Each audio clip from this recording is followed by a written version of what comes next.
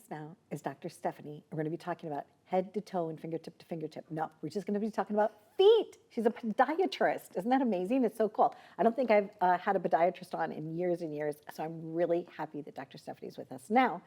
Feet. Yes. Not everybody likes feet. Most people don't like their own feet. You know, I don't really like feet like that either, Okay. but I like the foundation All right. of feet. So, well, first of all, thank you, Donna, for having me. It's quite the honor to be here. You're welcome. So I truly appreciate this opportunity.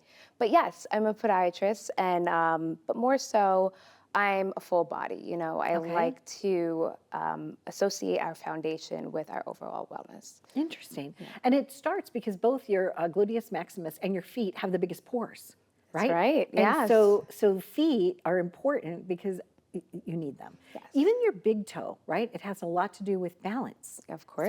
So people that have sadly had diabetes or something like that, they have a difficulty because that toe has a lot of pressure that goes onto it. Of course, yes. So, okay, we so call let's that talk like your about that. access. Okay, Yeah. so let's talk about that. So we were joking a little bit before that the big toe has a name, the pinky has a name, but the other three, they're just called toe 2, 3, and 4? 4, exactly, Okay. or your phalanx 2, 3, and 4. We use the anatomical names for them. Okay, so they actually do have names. Yeah, Okay. you know, medically they have names, but it's okay to call them toe 2, 3, and 4. When someone comes to you, why do they usually come? Is it from dry cracking feet? Is it a broken toe? Like, how do you know when you need to go to a podiatrist? Well, honestly, if you think about it, if your feet are in pain, you can't go throughout your day. So, and it kind of just disrupts your entire well-being. So I specialize in sports medicine, but I see it all. So when patients come to me, especially in the middle of New York City, they're either athletes or they're professionals or, you know, your average New York City walker who walks a certain amount of miles a day, which is usually a crazy number. So, and they just can't function anymore. About my practice is that we really specialize in certain aspects. One is regenerative medicine, where we are basically having the body do its own healing by different aspects like PRP injections, hyaluronic acid injections. My favorite is lasers and shockwave therapy. But then when necessary, we also, you know, we do the surgical techniques and we have advanced surgical techniques that we use. I'm gearing more towards minimally invasive procedures where you heal quicker, less downtime. But like I was saying before, I like a whole body approach.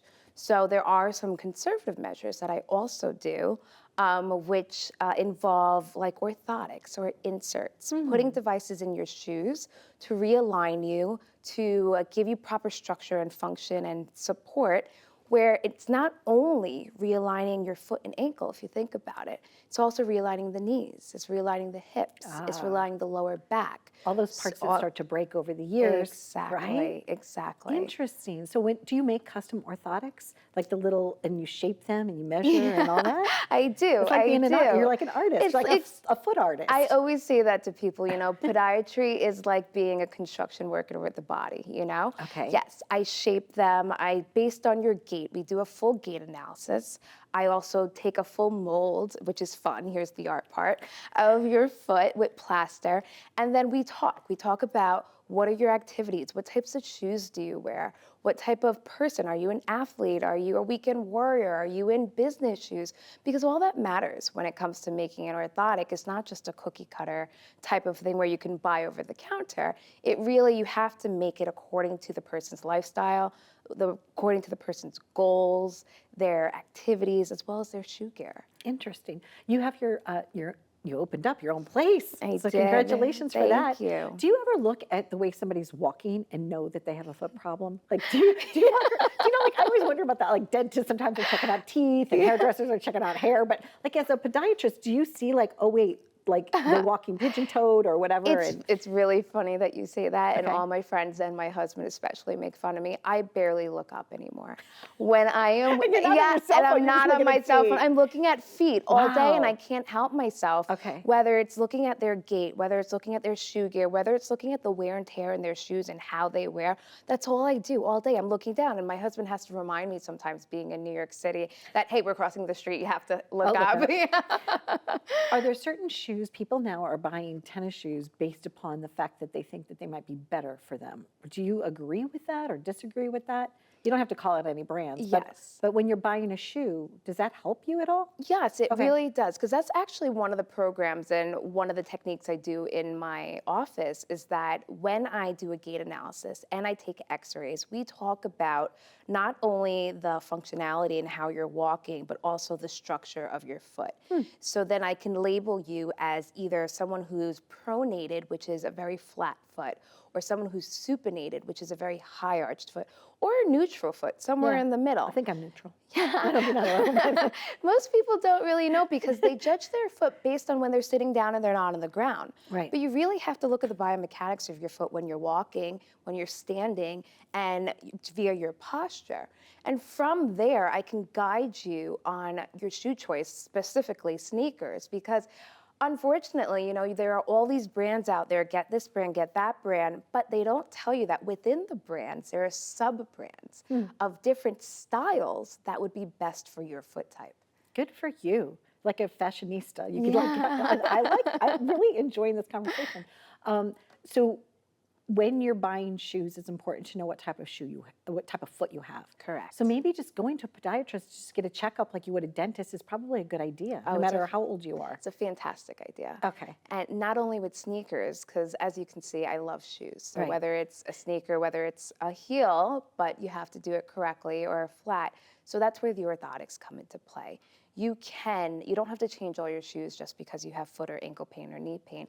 You can modify, you can do it in the correct way by putting a proper type of orthotic with the proper accommodations to fit the shoes you want to do.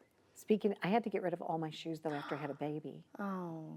Went from size 7 to size 7.5. So sometimes do you see that pregnancy makes people like have a different shoe size? 100%. Is it that your foot grows or is it just that all that extra like 60 pounds smushed your foot? It's a little bit of both. So when you gain weight everywhere. You can't really, unfortunately, we can't, judge where we're going to put on weight. So when you're pregnant, you're gaining weight at an increased speed. So unfortunately, that weight will lower your arches. It will widen the forefoot. And with all of that being said, yeah, sometimes you have half a size larger, yes. It was so nice to speak with you. Thank you for being here and thank you for making us laugh. 'Cause, it's okay to have funny feet, right? Of course. No problem. Different feet. Yeah, different feet. Different feet. Nice to meet you. You too. Thank you. So there you go. From my size 7.5 to whatever size you are, we wish you all the best. And if you're having a little difficulty with your feet, please check out a podiatrist. And in the New York area, go to Dr. Stephanie. Thanks for watching.